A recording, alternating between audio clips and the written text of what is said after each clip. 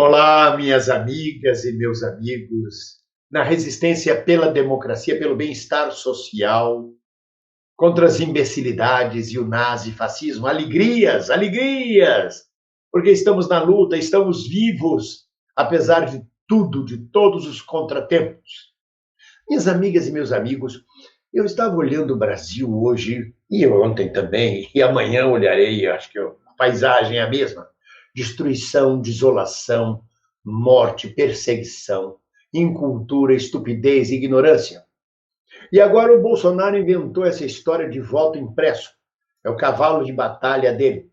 Ele não fez nada nesse país durante 2 anos e meio, e o próximo ano e meio, nós estamos há 1 ano e meio do processo eleitoral dele entregar o governo, ele vai se dedicar exatamente às denúncias de voto impresso, de desejo de voto impresso, denunciando as eleições como fraudulentas.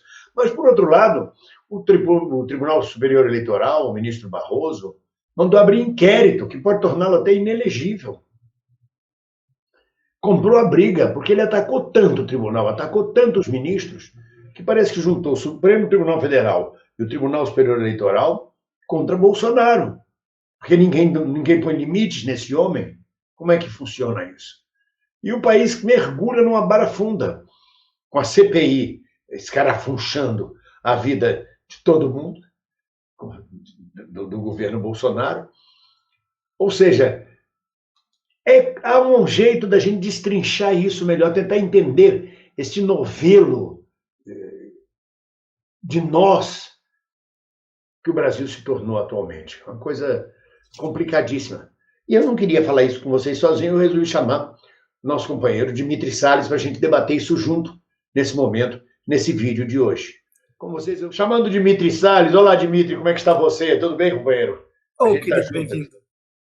Bom dia. Como você explica essa barafunda que nós estamos vivendo hoje no Brasil, com o Bolsonaro raivoso mordendo o calcanhar do Barroso, o Barroso dando troco, o Supremo tentando se pronunciar também, abrindo inquérito, o Cássio Nunes assando pano em cima das pretensões do voto impresso de Bolsonaro, muita confusão, o Arthur Lira manobrando e manipulando o Congresso a bel prazer.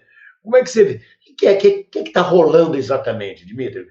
O que é essa história do Bolsonaro? É um golpe? Ele vai dar o golpe? Não vai dar golpe? Tem muita coisa que a gente tem que discutir nisso aí. Vamos lá, eu acho que o Bolsonaro está se vendo acuado. Ele tanto atacou que o Poder Judiciário, enfim, reagiu. Ele já vinha atacando as instituições há muito tempo. Você se lembra quando o Bolsonaro foi até o Supremo levar empresários para conversarem com o presidente à época, que era o ministro Dias Toffoli, sem marcar na agenda, sem nada, ele chegou lá e disse, senta e vai ouvir o empresariado. Quer dizer, ele tanto foi, só que agora de uma forma muito violenta, com ataques dirigidos ao Barroso, a quem ele escolheu como o seu inimigo principal, que o Poder Judiciário está reagindo. Somado a isso, tem agora a volta da CPI. E a CPI volta mais estruturada, mais organizada, dividida em núcleos. Vai conseguir enquadrar os assessores, os auxiliares do Bolsonaro. Quiçá consiga enquadrar o próprio Bolsonaro. Então, me parece que a situação agora que está colocada no Brasil é de um presidente que, adiantando-se ao processo eleitoral e uma eventual derrota, já se justifica ou tenta encontrar justificativas para essa derrota. Mas, antes de tudo isso, o Bolsonaro ainda não abriu mão da sua ideia tão firme, essa ideia fixa de dar um golpe e de esfacelar a democracia brasileira. Por trás de tudo isso, você tem alguém que já reconhece a iminente derrota, mas que ainda tenta, de alguma maneira, dar a cartada final e tomar o poder para governar de forma totalitária, que é o que o Bolsonaro sempre pensou, sempre desejou. Esse dia de ontem, a terça-feira, em que veio retorno da CPI, a reação do TSE, a nota do ministro Nunes Marques, tudo isso está dentro desse contexto que no centro está o Bolsonaro e a sua indefinição do que vai ser o país, do que vai ser ele no futuro do país. No futuro muito perto, 2022. Saiu uma pesquisa que Bolsonaro perde para qualquer um nas eleições, para qualquer um. Perde até para um hidrante. perde para qualquer Para o coisa. cone da CET. O cone, por exemplo, o cone da companhia de trânsito, ele perde a eleição até para o cone. Ele já percebeu que ele perderá a eleição. Percebeu, inclusive, que ele não tem chance, talvez, nem de chegar no segundo turno. E ele está nesse desespero, esse é o desespero dele.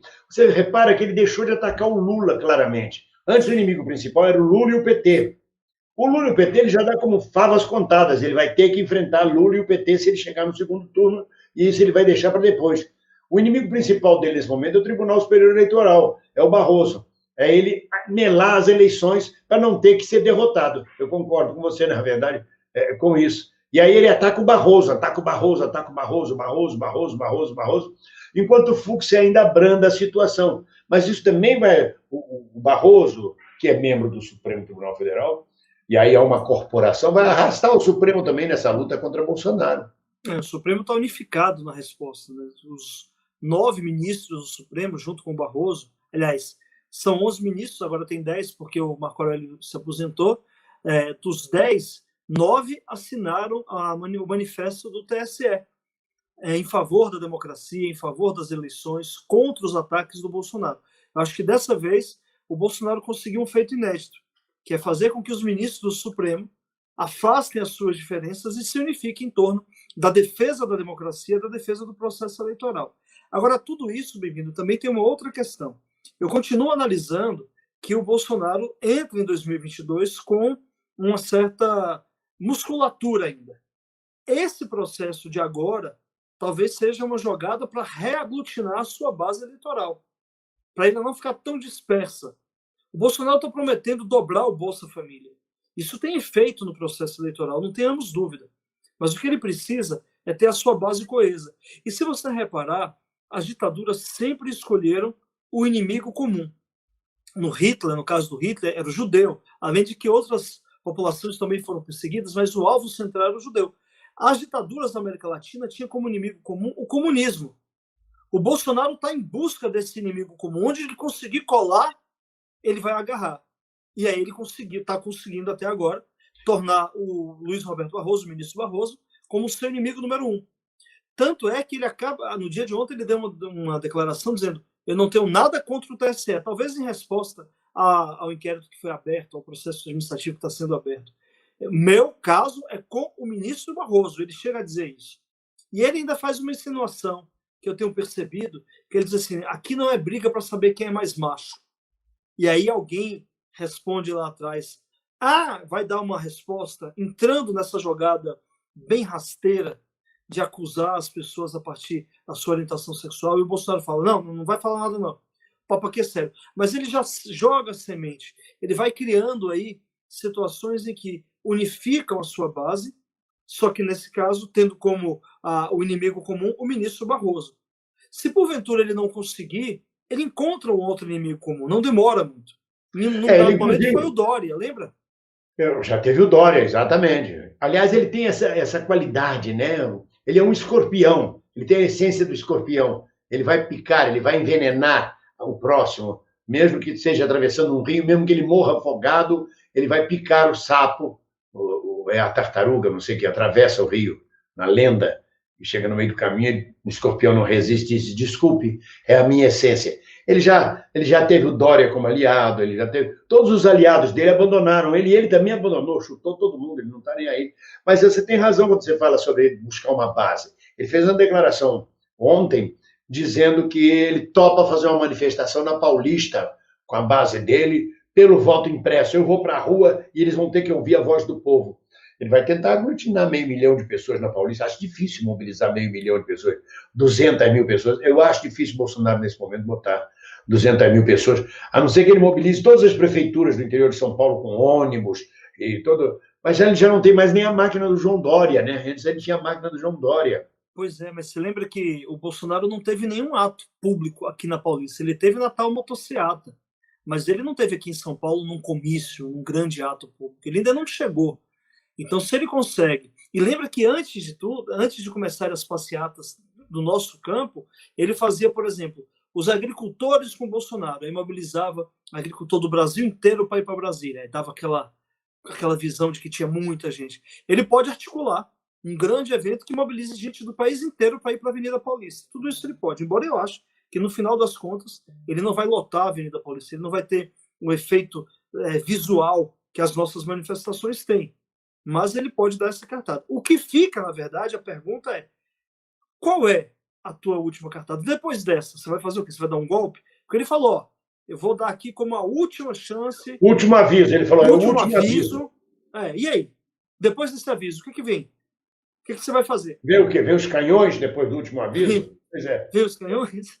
E o Exército e as Forças Armadas estariam dispostas a participar desta loucura? Porque isso é o auge da loucura, da psicopatia. Isso é um Calígula, é um Nero sem a dimensão épica e epopeica desses dois imperadores malucos que eu citei. Ele, não, na verdade, não passa de um louco, parece mais acometido por uma sífilis congênita que enlouqueceu a cabeça dele, e tropical, né, num país tropical, num Macondo, um país de um realismo fantástico, onde as coisas mais incríveis acontecem, inclusive um presidente insano, destruindo todas as instituições democráticas dentro do processo democrático.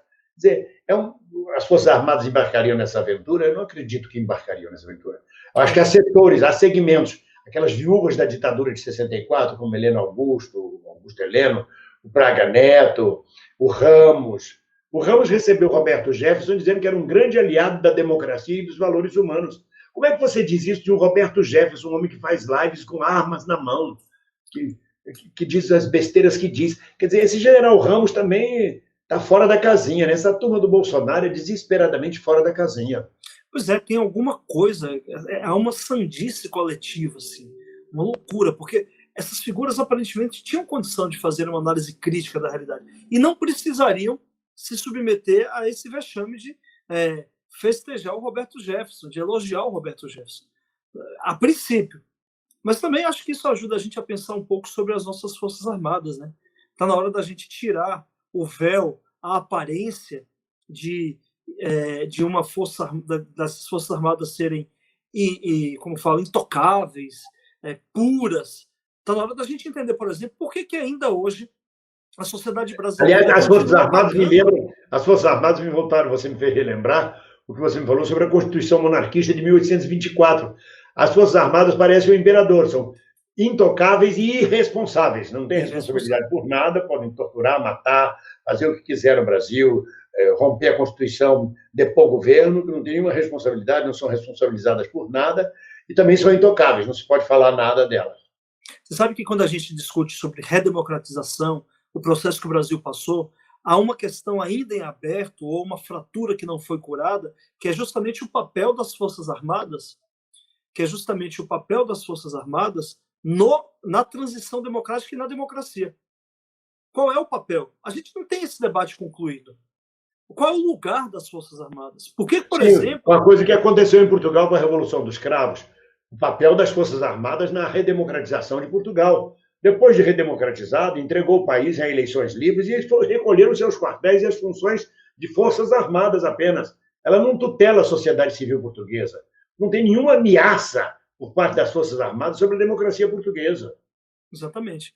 Por exemplo, uma questão muito simples de pensar. Por que a sociedade brasileira continua pagando pensão para filhas de militares? Qual a razão? E o que de republicano há nisso? Mas a condição é que elas não sejam casadas. Pouco importa, porque o casamento é um ato formal. Eu conheço várias filhas de militares que não se casaram formalmente para ter direito a essa pensão paga com o dinheiro do contribuinte. E por trás de tudo isso, você tem dinheiro público sendo utilizado para bancar essas pessoas. Qual a razão disso? Qual a razão? A democracia precisa discutir isso. A democracia precisa discutir qual é o lugar das Forças Armadas. Porque não é possível que a gente continue sendo tutelado, entre aspas, que a democracia continue sendo tutelada ou constantemente ameaçada. A gente precisa fortalecer o poder civil para que ele estabeleça o limite. E isso não aconteceu no Brasil. E com todo o rescaldo do que será o pós-governo Bolsonaro, a gente ainda vai precisar de muito amadurecimento para conseguir fazer esse debate e mesmo colocar esses limites. Então, Dimitri, para a gente encerrar o papo de hoje, você acha que quem sobreviver, verá? Ou seja, ainda nada está fechado, nada está claro dos caminhos do Brasil nesse momento? Eu acho que aí tem alguns caminhos que podem ser trilhados. Por exemplo, esse processo que o TSE abriu pode resultar na inelegibilidade do Bolsonaro. Ou o Bolsonaro pode decidir não ser candidato à reeleição e fazer um discurso de que foi perseguido, de que é uma vítima. Ou ainda, a gente tem que olhar para a CPI e entender o resultado da CPI, como isso pode impactar no processo político. Ou o Bolsonaro pode tentar um golpe. Enfim, há muito ainda que possa acontecer no Brasil, que pode acontecer no Brasil, e o que é mais importante é que a gente precisa estar vivo para acompanhar e, ao final de tudo, a gente festejar. Na verdade, depois de 2 anos e meio de desgoverno do Bolsonaro, este homem só fez agitar o país, levar o país a viver em sobressaltos, em sustos, em ameaças, em destruição permanente dos nossos valores. Quer dizer, esta peste não presta. Isso, e a manter o Brasil, principalmente nesse período que a gente está vivendo, sobre uma pesada nuvem de tristeza, de melancolia.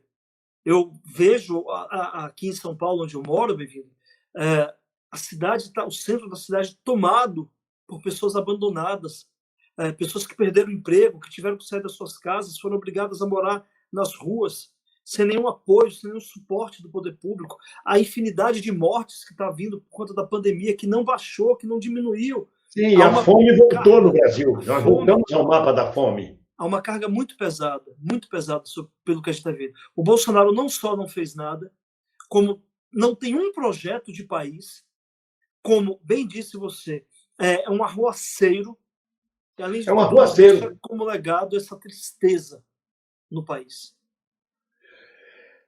Arruaça. O que é uma arruaça? Era a turba, a malta que ia para a rua fazer uma arruaça na rua, uma gritaria, uma baderna, que é o que o Bolsonaro está prometendo fazer na Avenida Paulista nos próximos dias, no próximo mês. De toda forma, Dmitry, um beijo para você, um abraço para todo mundo que está acompanhando esse vídeo, um grande abraço para todos nós. Quem viver, verá, temos esperanças, ninguém solta a mão de ninguém. E beijo, tchau. Tchau.